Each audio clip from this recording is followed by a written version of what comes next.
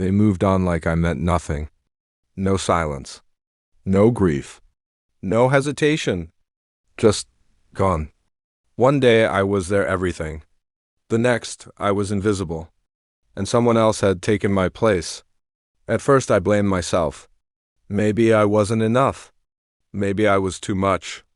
Maybe if I had just been a little more quiet, a little more forgiving, a little less aware, they would have stayed. But that wasn't the truth. Because it was never about me. It was always about what I gave them. They needed someone to admire them, to chase their approval, to crumble when they withdrew. They didn't love me. They fed off me. So when I started seeing the patterns, when I stopped reacting, stopped begging, stopped playing their games, they got bored and replaced me like I was an empty battery. Used up, drained, done? But here's what they'll never say. They replaced me fast because they couldn't stand the silence. Because they can't survive without attention. Because without someone to manipulate, they are nothing.